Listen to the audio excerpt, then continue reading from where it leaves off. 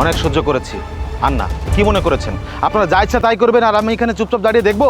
তোর এত বড় সাহস, তুই ড্রাইভার হয়ে মালিকের গায়ে হাত তুলিস? হ্যালো। হাই, এটা নিশ্চয়ই আপনাদের গাড়ি? হ্যাঁ, এটা আমাদের গাড়ি। ও আচ্ছা, বাই দ্য ওয়ে, আমার ফ্রেন্ড আজকে খুব অসুস্থ, যে কারণে আমি আপনাদেরকে আজকে ড্রপ করে দেবো। চলুন। ওকে ফাইন, গাড়ির গেটটা খোলো। হোয়াট? আপনি আমাকে কেন গেট খুলতে বলছেন? আপনার কি হাত নেই? আপনি নিজে গেট খুলে নিন। কি বললি তুই?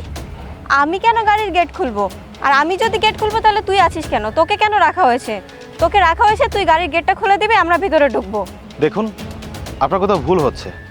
হ্যাঁ, যেহেতু আমি গাড়িটা চালাবো সেহেতু আপনি আমাকে ড্রাইভার বলতে পারেন, কিন্তু মূল ব্যাপারটা হচ্ছে আমার ফ্রেন্ড আপনাদের গাড়িটা চালায়, ও হঠাৎ করে অসুস্থ হয়ে পড়েছে, যে কারণে আমি এসেছি আপনাদেরকে ড্রপ করে দেওয়ার জন্য। এর মানে এই না যে আমি আপনাদের পার্মানেন্ট ড্রাইভার, আমাকে দিয়ে যা ইচ্ছে তাই করাবেন। শুনুন, আমার কাজ হচ্ছে আপনাদেরকে জায়গা মতো ড্রপ করে দেওয়া, আপনাদের গাড়ি গেট খোলা না।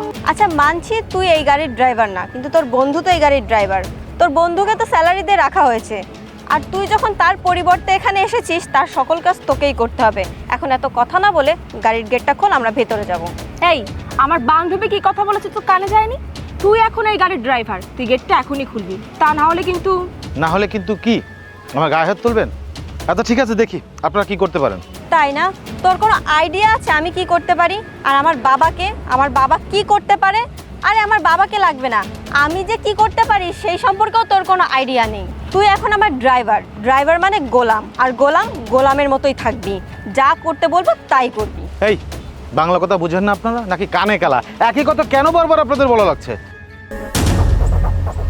অনেক সহ্য করেছি। আর না, কি মনে করেছেন আপনারা যা ইচ্ছা তাই করবেন আর আমি এখানে চুপচাপ দাঁড়িয়ে দেখবো?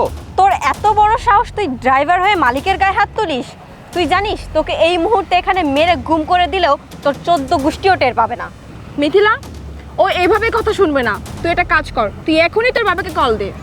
হ্যাঁ, বাবাকে তো কল করবই, তারপরে তুই বুঝতে পারবি যে আমার গায়ে হাত তোলার ফল কি হতে পারে। হ্যাঁ, চুপ করুন। আমার সামনে টাকার অহংকার দেখাবেন না। আমার এত টাকা আছে জানলে আপনাদের চোখ চড়ক গাছ হয়ে যাবে। সামান্য কিছু টাকার মালিক হয়ে অনেক অহংকার দেখাচ্ছেন, তাই না? আপনাদের মতো মানুষ এক মাসে যে টাকা খরচ করে সেই টাকা আমি এক সপ্তাহে আমার গাড়িতে তেলে ঢুকাই। আমি এখানে শুধু আমার বন্ধুর জন্য এসেছি, অন্য কোনো কারণে না। ও রিয়েলি? তার মানে তুই বলতে চাচ্ছিস যে তোর কাছে এত টাকা আছে যে 2-4 লাখ টাকা তোর কাছে কিছুই না? আরে মিথিলা জুলিয়েট, তোরা এখনো যাসনি? স্যার, আপনি এখানে? আরে ভাইয়া, তোমার কি মাথা ঠিক আছে? তুমি একটা গরিব ড্রাইভারকে কেন স্যার বলছো? আরে তুই কাকে কি বলছিস? আরে উনি তো সেই স্যার যার সাথে মামার মানে তোর বাবার এত বড় একটা কাজের কন্ট্যাক্ট হয়েছে। তার মানে বাবার সাথে যে বড় কাজের ডিলটা হয়েছে উনি সেই? হ্যাঁ, ইনি সেই। আর ইনি হচ্ছে এই শহরের টপ 10 শিল্পপতিদের মধ্যে একজন। সরি, আমি আসলে আপনাকে চিনতে পারিনি, তাই তো আপনার সাথে। থাক, আর কিছু বলতে হবে না। আপনাদের দেখে আমি রীতিমতো অবাক হয়ে যাচ্ছি যে সামান্য কিছু টাকার মালিক হয়ে আপনারা মানুষকে মানুষ বলে মূল্যায়ন করেন না। এতটা নিচে নেমে গেছেন। ছি, টাকায় কি সব কিছু হয় নাকি? কই, আমার বাবার তো কোটি কোটি টাকা আছে, আমি তো মানুষের সাথে অহংকার দেখাই না, আমি তো সবার সাথে মিলেমিশে থাকার চেষ্টা করি। যাই হোক, আপনার বাবার সাথে আমার অনেক বড় একটা ডিল হয়েছে, অনেক টাকার ডিল। টাকার অঙ্কটা নাই বললাম, কিন্তু এখন আমার মনে হচ্ছে আপনার বাবার সাথে যে ডিলটা হয়েছে সেটা ক্যান্সেল করতে হবে, তাহলে অন্তত আপনার মতো মানুষ কিছুটা হলেও শিক্ষা পাবে। না না স্যার, এমনটা করবেন না। এই ডিলটার জন্য আমার বাবা অনেক কষ্ট করেছে, আর তাছাড়া এই ডিলটা নিয়ে আমাদের অনেক স্বপ্ন জড়িয়ে আছে। স্যার প্লিজ, আপনি দয়া করে এই ডিলটা বাতিল করবেন না। আপনি আমাদের ভুলের শাস্তি এভাবে দিবেন না। জি স্যার, আপনি এই ডিলটা ক্যান্সেল করবেন না, তাহলে আমার মামা মানসিকভাবে খুব ভেঙে পড়বে।